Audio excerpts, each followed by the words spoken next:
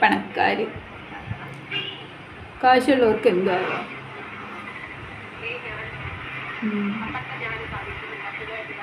ഇപ്പോഴത്തെ ഞാൻ അപ്പോഴത്തെ ഞാൻ ഇപ്പോഴത്തെ ഞാൻ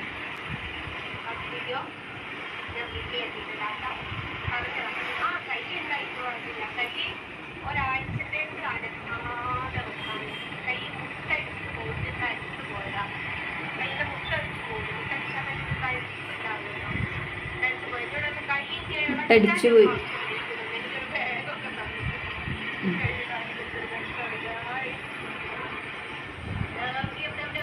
ഡോക്ടർ ബാഗ് കൊടുത്തു എന്നാണ് പറയുന്നത്. എനിക്കൊരു ബാഗൊക്കെ തന്നിട്ടുണ്ട്.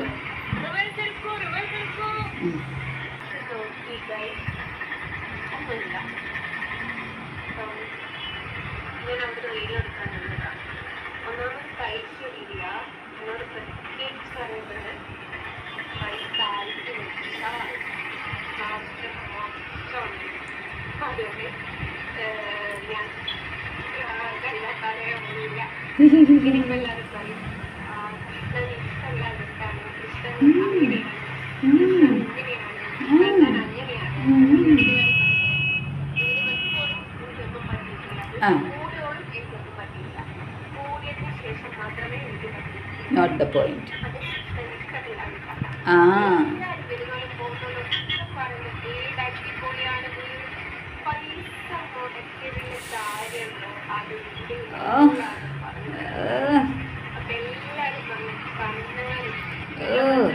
കണ്ണറിയാൻ പറ്റിയൊരു ശാചനം. അയ്യോ,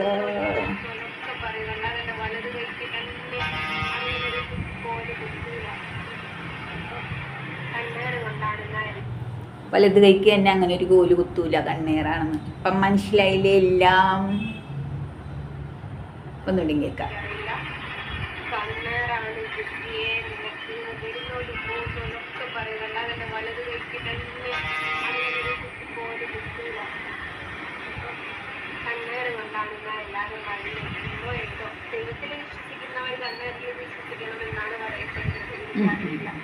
എന്ത് തന്നെയായാലും എൻ്റെ ഒരു കൂട്ടുകാരിട്ട് അവളെന്നോട് പറഞ്ഞൊരു ഡയലോഗ്, ഒരാണൊരുത്തനെ വർഷങ്ങളായിട്ട് പറ്റാക്കുന്നത് ഈ പെണ്ണൊരുക്കി സാധിച്ചിട്ടിരിക്കുന്നത് പ്രൗഡായിട്ട് തോന്നി. അതേപോലെ തോന്നും. കാരണം ആണുങ്ങളെ കൊണ്ട് എങ്ങനെ ഹണി ട്രാപ്പ് നടത്താൻ പറ്റും? നിങ്ങളൊന്നും പറഞ്ഞു. എങ്ങനെ ആണുങ്ങളെ കൊണ്ട് ഇത്തരത്തിൽ പണം ഉണ്ടാക്കാൻ പറ്റും? ഒരു പെണ്ണ് വിചാരിച്ച് തന്നെ നടക്കുള്ളൂ, അല്ലാണ്ട് ഒരാണ് വിചാരിച്ച് നടക്കൂല. മനസ്സിലായില്ലേ? കിളവന്മാരെ വലയിലാക്കാനും ഹണി ട്രാപ്പ് ഉണ്ടാക്കാനും 18ഓളം പേരുടെ പേരിൽ ഇങ്ങനെയൊക്കെ കൊടുക്കുക, കേസൊക്കെ കൊടുക്കാനും ഒരു പെണ്ണ് തന്നെ വിചാരിക്കണം. ആണുങ്ങളെ കൊണ്ട് കഴിയൂല.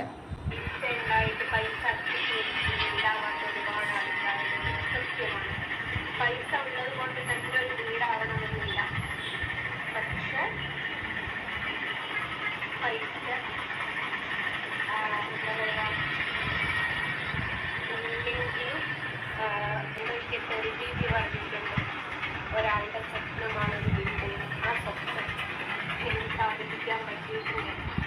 കയ്യിൽ കുറച്ച് വേദന ഞാൻ സഹിക്കാറില്ല. ഇത് കുറച്ച് ദിവസം വഹിക്കാൻ പറ്റുന്നുണ്ട്. അതുകൊണ്ട്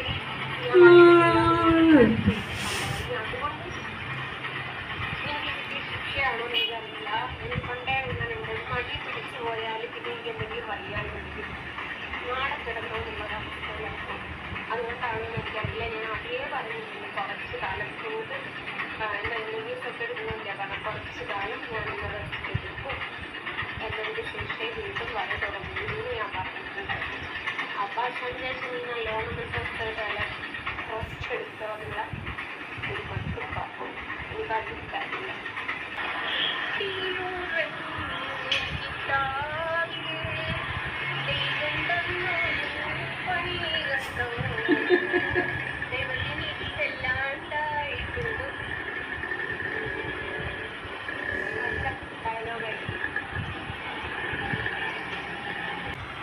ദൈവം തന്ന ശിക്ഷ വീട്ടിൽ പോകുന്നതോട് എടുക്കാനിരിക്കും നേരല്ല. ഞാനിപ്പം വണ്ടിയിൽ അപ്പം വണ്ടിയിൽ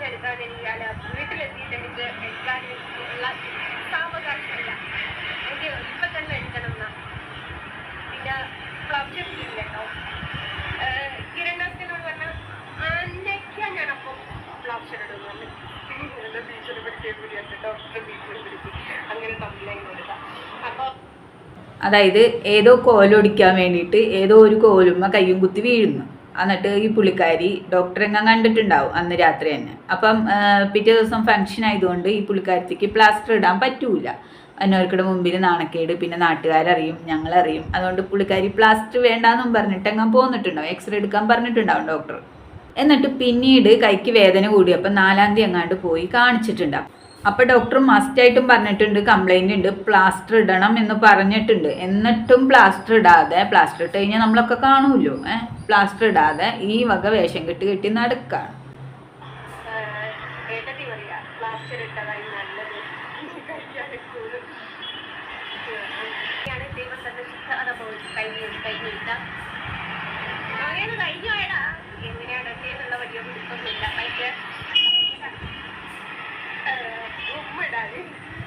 ഈ പുള്ളിക്കാരിയുടെ ചിരി നിങ്ങൾ എപ്പോഴെങ്കിലും ശ്രദ്ധിച്ചിട്ടുണ്ടോ? എന്ന് പറഞ്ഞ് അട്ടഹസിച്ചിട്ട് ഉള്ളിലേക്കൊരു വലി വലിക്കും പുള്ളിക്കാരി. എന്തിനാണോ അങ്ങനെ ചിരിക്കുമ്പം വലിക്കുന്നു ഞാൻ പലവട്ടം ചിന്തിച്ചിട്ടുണ്ട്.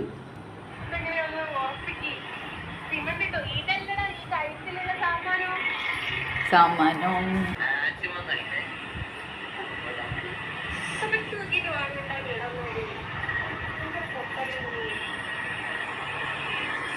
ഇട്ട് നോക്കിയിട്ട് വാങ്ങണ്ടേ, അപ്പൊ പുറത്തുനിന്ന് വാങ്ങിച്ചതാണ്. ആദ്യം പറഞ്ഞത് ഡോക്ടർ ആണെന്നാണ്.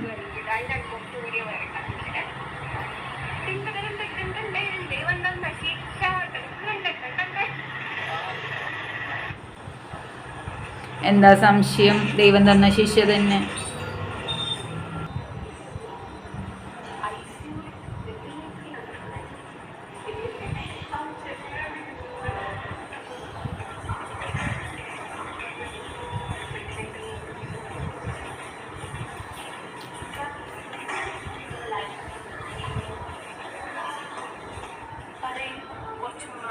പറയാനുണ്ടോ? എല്ലാവരോടും കേട്ടാൻ പറയുന്നത് ഒരു കുഴപ്പമില്ലാത്ത മനുഷ്യനെ വെന്റിലേറ്ററിലേക്കാണ്. കുറച്ച് ഉമ്മായിട്ട് പറയണം.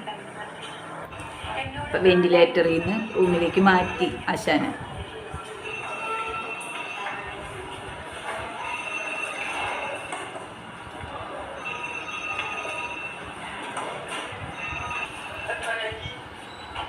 ആദ്യം വേറെ ഏതോ റൂമിലാണ് ചെന്ന് കയറിയത്.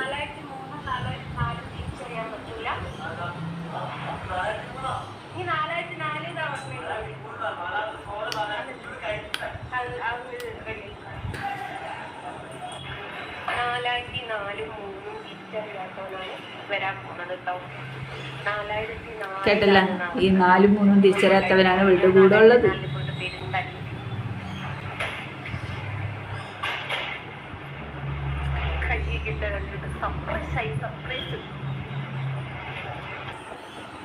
ഞാൻ വീട്ടിൽ കൂടുതലിന്റെ തലേ ദിവസം വീണെന്നും കൈ പൊട്ടിയെന്നും ചിലര് പ്രഖ്യാപിച്ചിട്ടുണ്ടായിരുന്നു. അവരും അവരുടെ കൂട്ടക്കാരും കേൾക്കാനും കാണാനും വേണ്ടിയിട്ടാണ് 4/6/2025 എക്സ്റേ എടുത്തിരിക്കുന്നത്. താമരശ്ശേരി വെച്ചിട്ടാണ്. കിരൺ മനു. അതായത് ഇന്നലെയാണ് പുള്ളിക്കാരത്തിക്ക് കൈവേദനയായിട്ട് ഹോസ്പിറ്റലിൽ കാണിച്ചത്. അപ്പോഴാണ് ഡോക്ടർ എക്സ്റേക്ക് എഴുതി കൊടുത്തത്. 31-ാം തീയതി വീണപ്പോൾ എക്സ്റേ എടുത്തില്ല, ഒന്നും എടുത്തില്ല. ആ ഈ ഒരു സംഭവം കണ്ടോ? കണ്ടു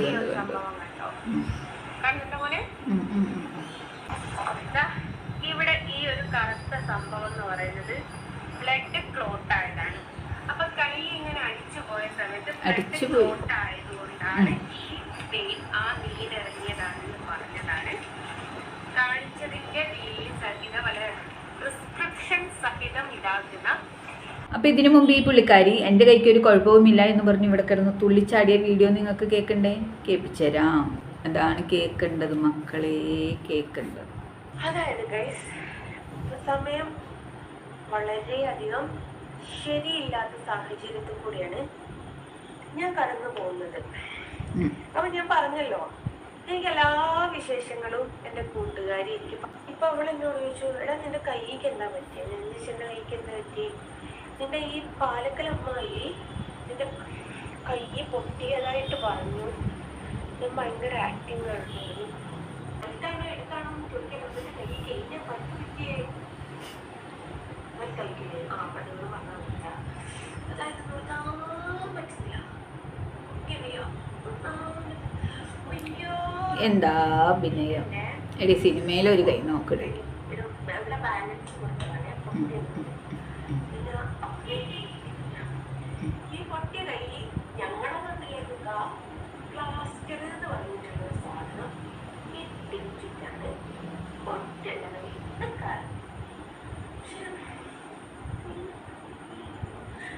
ഇത് കണ്ടിട്ടാണോ? ഇവിടെ മാത്രല്ല, ഇവിടെ കണ്ടോ? ഈ ഇഞ്ചക്ഷൻ ചെയ്യുന്ന ആൾക്കാർക്ക് ഞാൻ ഇരുന്ന് വീഡിയോ ചെയ്താലേ അത് നടന്ന് വീഡിയോ ചെയ്താലേ അയ്യോ പൊട്ടിയ കയ്യ. എടി, പാലക്കൽ വേശിയുടെ മകളെ, അതായത് പാലക്കൽ അഭിസാരികയുടെ മകളെ, അതായത് ബൈജു എന്നുള്ള ഓട്ടോക്കാരന്റെ അഭിസാരികയായ ഭാര്യ അറിയാൻ വേണ്ടിയിട്ട് ജസ്ന സലീം ബോധിപ്പിക്കുന്ന ഇതിന് മറുപടി തന്നെ. പക്ഷെ ഞാൻ നല്ല ആക്ടിങ് ആണെന്ന് പറയുമ്പോൾ പലരും വിചാരിക്കും ഓൾമോസ്റ്റ് അവളുടെ കൈക്ക് എന്തെങ്കിലും ഷൂട്ടാവും. എന്റെ കൈ ഞാൻ ഇങ്ങനെ പഠിച്ചിട്ടില്ല. കാരണം എന്താ വെച്ചാല് തലേന്ന് പുലർച്ച കസേര എങ്ങനെ എടുക്കുക കളി കളിച്ച സമയത്ത് ഞാൻ ചിറ്റേന്ന് പോയിട്ടടാ. ജസ്റ്റ് അങ്ങനെ കൈ കളിപ്പുള്ള ചൂട് പിടിച്ചതാണ്. കളിപ്പുള്ള കേട്ടോ, കളിപ്പുള്ള.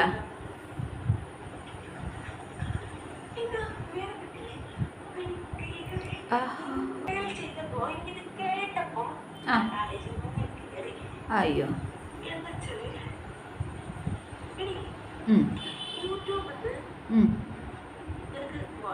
സാലറി കിട്ടുന്നില്ല. തീർത്തല്ല പറയുമ്പോൾ തീർത്തല്ലാത്ത മോന്റെ കൈ കിട്ടോ കണ്ടിരുന്നോ? ഇല്ലല്ലോ.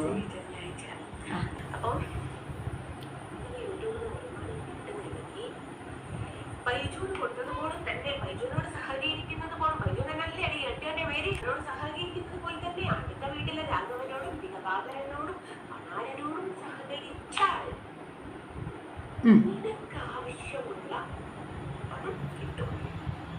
അപ്പൊ അതാണ് സംഭവം. അപ്പൊ കെട്ടിയോനെന്ന് ലേബലുള്ള ആണൊരുത്തന്റെ കൂടെ മാത്രമല്ലേ ലസിത ഇപ്പൊ താമസിക്കുന്നുള്ളൂ. അല്ലാതെ ഇവളെ പോലെ കെട്ടിയോന്റെ അനിയനാണെന്നുള്ള ലേബലില് ആളുകളെ നീ വീട്ടിൽ കയറ്റിയൊന്നും ഇരുത്തുന്നില്ലല്ലേ. അതാണ് ഈ പറയുന്ന ചേച്ചിയും ലസിതയും തമ്മിലുള്ള വ്യത്യാസം. അപ്പൊ മനസ്സിലായില്ലേ കൂട്ടരെ? ഭർത്താവ് എന്ന പേര് മാത്രമേ ഉള്ളൂ. ഭർത്താവിനെയൊക്കെ ഓടിച്ചു വിട്ടിട്ട് പറഞ്ഞ അയലത്തെ ചേട്ടന്മാരോടും കണാരനോടും സഹദേവനോടും ഒക്കെ സഹകരിക്കുന്ന ആരാണെന്ന് ഇപ്പം മനസ്സിലായില്ലേ? എന്തിനാ ദത്തുണ്ടാക്കാൻ?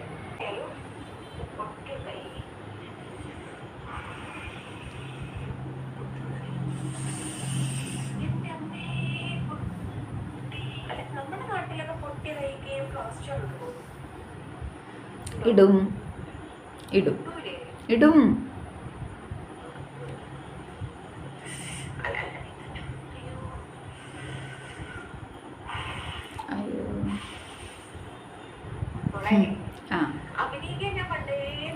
അറിയാലോ. ഓ,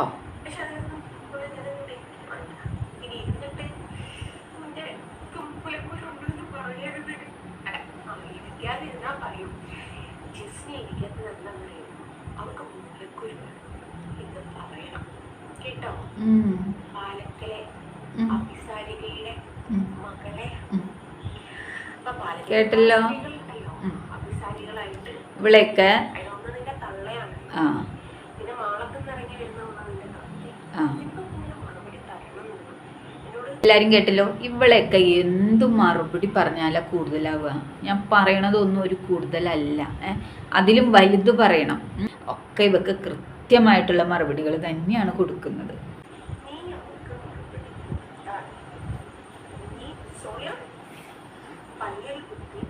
ആര്? നീയാ? പല്ലിൻ്റെ ഇടയിൽ കുത്തി. നീ പല്ലിൻ്റെ ഇടയിൽ ഇരിക്കണ വേസ്റ്റിനേക്കായും മോശമായിട്ടുള്ളവളാണ്. കൈവേദന. ആ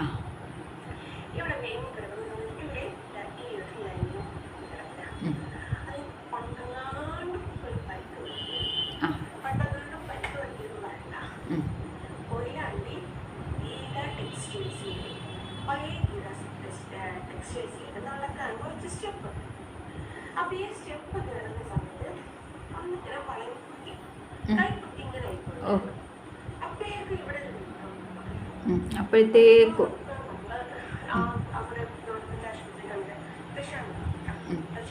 ഒരുപാട് എനിക്ക് അനുഭവങ്ങൾ, എന്താ പറയാ, ലൈഫിൽ അനുഭവങ്ങൾ ഒരുപാട് പ്രാവശ്യം തന്നിട്ട് നമ്മൾ സെക്കൻഡ് ഒപ്പീനിയൻ എടുത്ത് പോയതുകൊണ്ട് എനിക്ക് പല. അല്ലടെ, ഇത്രയും വലിയ പണക്കാർ ഗവൺമെന്റ് ആശുപത്രിയിലാണോ പോണത്? അപ്പൊ ഡോക്ടർ കാര്യം പറഞ്ഞു, ഇവിടെ വല്ലാത്തതിന് പറ്റിയിട്ടുണ്ട്, നമ്മൾ പ്ലാസ്റ്റർ കൈ പറ്റിയിട്ടില്ല, ചടങ്ങിയിട്ട് പ്ലാസ്റ്റർ അതപ്പോ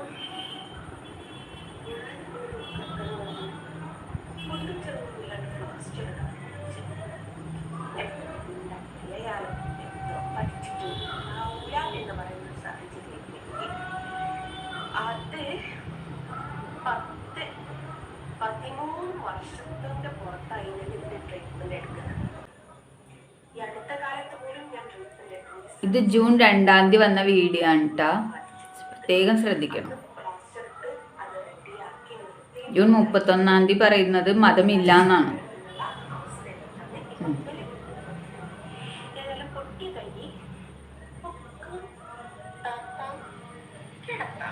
ആ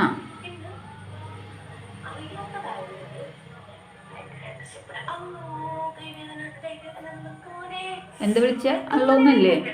ഒന്നുകൂടി കേൾക്കാം.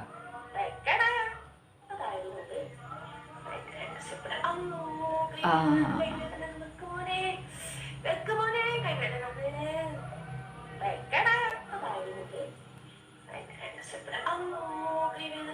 അല്ലോ. അപ്പം മെയ് 31-ാം തീയതി വെറൈറ്റി മീഡിയയ്ക്ക് ഇന്റർവ്യൂ കൊടുക്കുന്നു, മതമില്ലാന്ന് പ്രഖ്യാപിക്കുന്നു, ജസ്ന സലീമിന്റെ പ്രഹസനങ്ങൾ നടത്തുന്നു. ആരെ പൊട്ടന്മാരാക്കാനാണ് ഇത്തരത്തിലുള്ള നാടകം നീ കളിക്കുന്നത്? അതേ ദിവസം തന്നെ 31-ാം തീയതി ഇവള് കയ്യും കുത്തി വീഴുന്നു. അപ്പൊ അത് ആ വിവരം ഞങ്ങൾ പറഞ്ഞപ്പോൾ മറ്റുള്ളവരെ കാണിക്കാനായിട്ട് എന്റെ കൈക്കൊന്നും ഇല്ല എന്ന് പറഞ്ഞ് ജിങ്കാലാല പാടി കൈകൊണ്ട് ഡാൻസ് കളിക്കുന്നു. ഓക്കെ.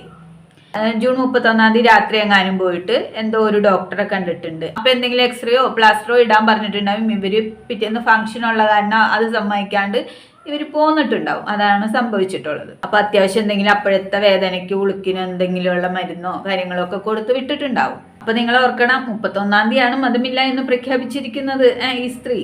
അന്ന് രാത്രി വീഴുന്നു. 1-ാം തീയതി പാലുകാച്ചലിന് കൂടാൻ വരുന്ന അരണയുടെ തന്തയും തള്ളയും എന്താ കിണ്ടി ഒടിഞ്ഞു കിടക്കുന്നു. അപ്പൊ ആ വീടിന് എന്തോ ദോഷമില്ലേ? ദോഷമുണ്ട്. അത് കഴിഞ്ഞിട്ട് ഈ പുള്ളിക്കാരി 2-ാം തീയതി ആയിട്ട് വീട്ടിലേക്ക് വരുന്നു. ആ വീട്ടിലേക്ക് വന്ന ശേഷം, അതായത് കോഴിക്കോട്ടേക്ക് വന്ന ശേഷമുള്ള വീഡിയോ ആണ് നിങ്ങളിപ്പോ ഈ കണ്ടത്. അതിലാണ് ഇവര് അള്ളാനെ വിളിക്കുന്നത്. മതമില്ലാത്തവർക്ക് എന്താ അള്ള? ഇപ്പൊ മനസ്സിലായില്ലേ മക്കളെ അവളുടെ ഇരുട്ടത്താപ്പ് എന്താണെന്ന്? മറ്റു ജനങ്ങളെ ഇത്ര പബ്ലിക്കിൽ വന്ന് പച്ചയായിട്ട് നോണ പറഞ്ഞ് പറ്റിക്കുന്ന ഒരുത്തി നമ്മുടെ ഈ കേരളത്തിൽ ഇവളല്ലാതെ വേറൊരുത്തി ഇല്ല എന്ന കാര്യത്തിൽ പ്രൂഫ് ചെയ്തിരിക്കുകയാണ്. അതാണ് ജസ്ന സലീമിന്റെ കളി എന്ന് പറയുന്നത്. വല്ലാത്തൊരു ജാതി കളിയാണ്. പക്ഷെ ഇതിനൊക്കെ കൂടി ഒരു ദിവസം അനുഭവിക്കും. മതമില്ലാത്തവൾക്ക് അള്ള.